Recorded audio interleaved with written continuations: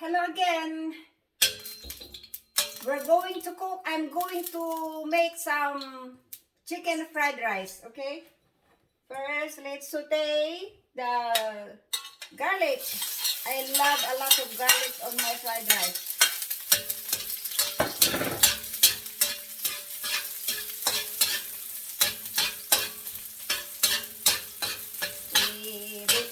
Wait till the garlic turns into brown, golden brown.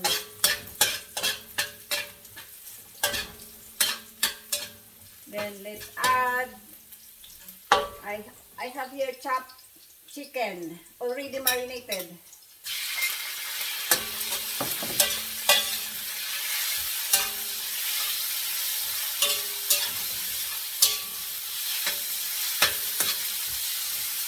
I marinate the chicken breast with a bit of sesame oil, black pepper, and a little bit of soy sauce.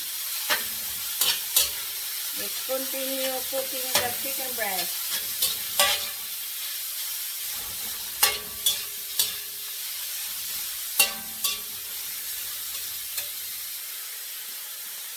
Then next is let's add the mixed vegetables. I already boiled the mixed vegetables. I boiled it first, okay? And then let's add it here.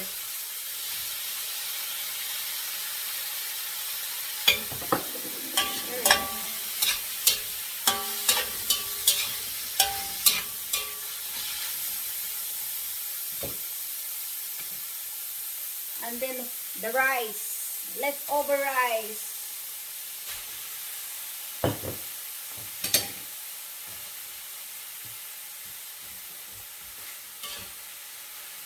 Stir it.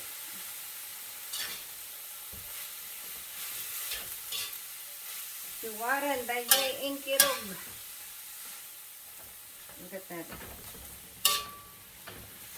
Very colorful, right? Yummy, yummy.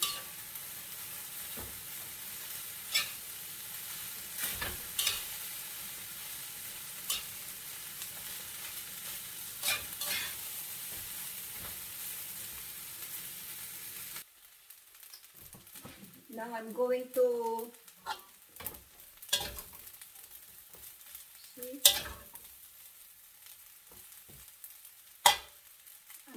mix it with, put 2 eggs on my ingpirog to my fried rice. Look. 2. And then stir it.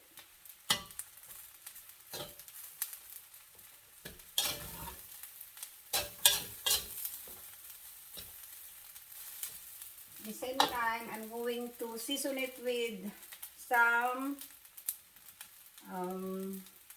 soya sauce. If you have light soya sauce at home, it's better.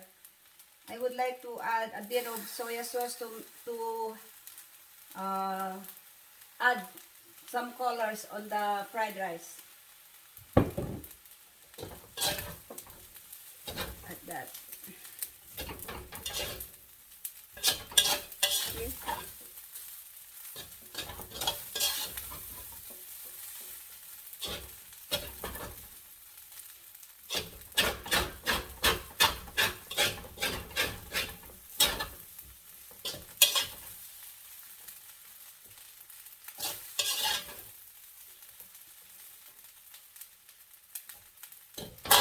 Last but not least, my secret ingredients, my magic.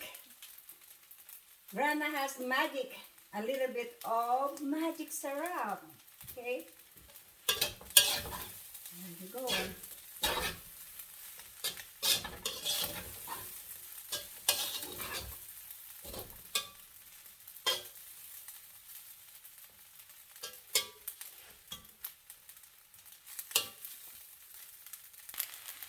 Here is my fried rice now with chicken.